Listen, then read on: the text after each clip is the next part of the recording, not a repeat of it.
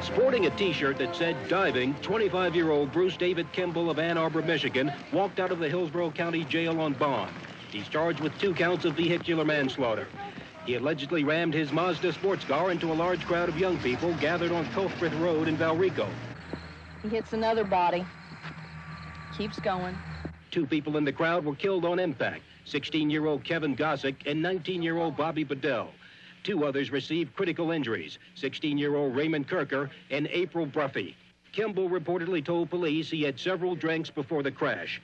Kimball wasn't hurt, but one of 2 passengers in his car received minor injuries. The 25-year-old Olympic diver and winner of a silver medal in 1984 was in Tampa to practice for Olympic competition in Seoul. Detectives have questioned Kimball about the accident, but they're not saying much about that conversation. They're now waiting for the results of a blood alcohol test. The test results and their report will be turned over to the state attorney, and more charges are likely to be filed. In Hillsborough County, I'm Bill Alexander, Action News.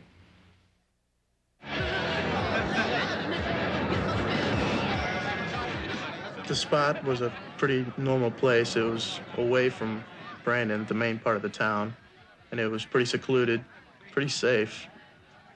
So we found it one night.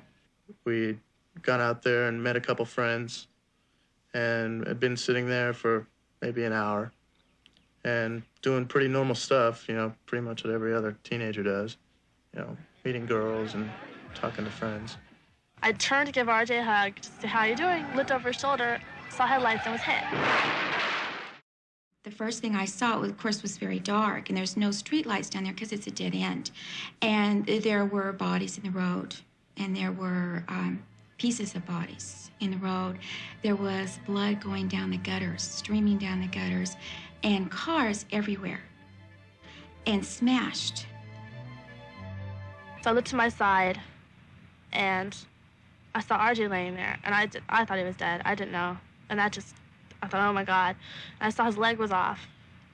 Well, that just put me in a frenzy because I figured his leg's off, and I'm hurting this way. My leg's got to be off, and my life is over. My leg is off.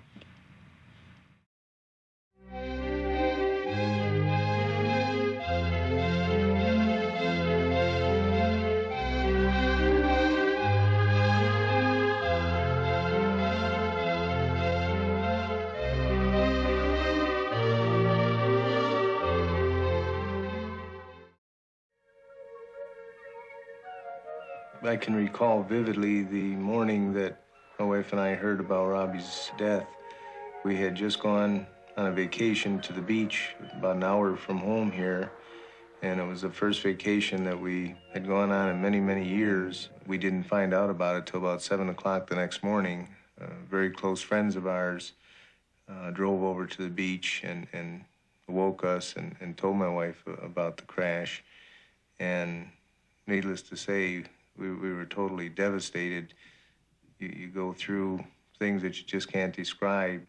Where Robbie and the thoughts of Robbie and the memories flash back immediately, and then a total numbness of just not knowing what you're doing or what you're thinking or what you're saying.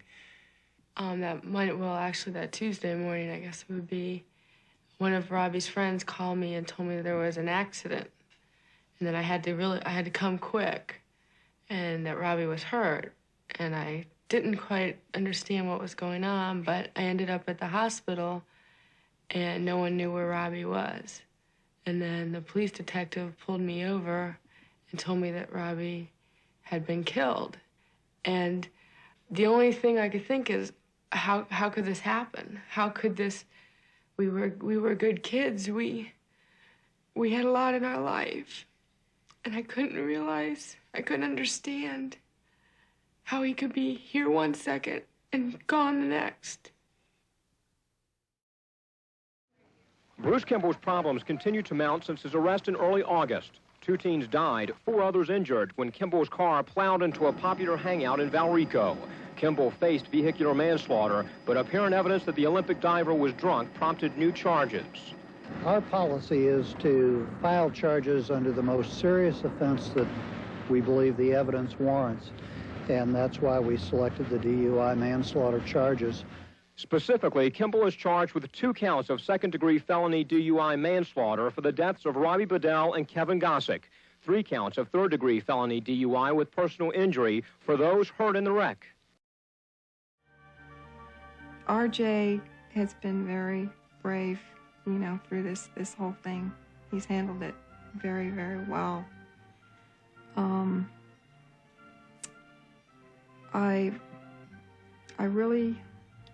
I wish that people would think before they get behind the wheel of a car after drinking. When we hit someone, we injure them, kill them, it's not just the person that you hit who suffers, it's the family, it's the person who's done the damage. He suffers, his family suffers, everyone is hurt. Kimball arrived at the Hillsborough County Court this morning, and there were hordes of photographers and members of the press to greet him.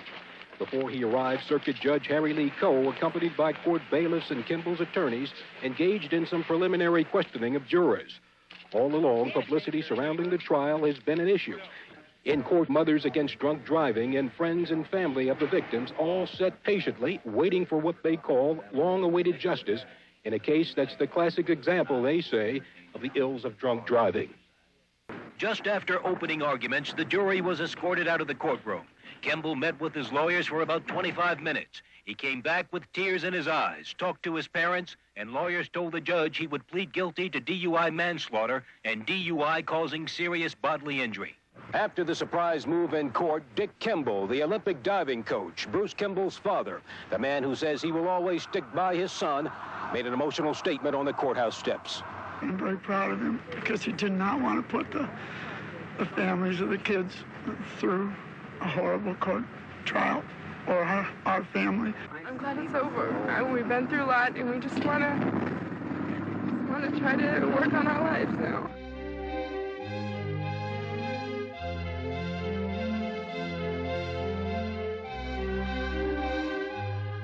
Most of the people who come before me charged with these types of offenses are not quote-unquote criminals, basically have no prior record. So it's not a question of rehabilitation, it's a question of punishment and deterrence. Obviously, 17 years is a heavy punishment. Whether or not 17 years will be a deterrent to others not to drive while drinking or to drive while under the influence of drugs remains to be seen. While there may be some rehabilitation in this sentence, it will only be, as Louis Wainwright, who headed the Florida prison system for so many years, stated that once a person has received a sentence and hears that cell door close behind them, basically they're about as rehabilitated as they're ever going to be.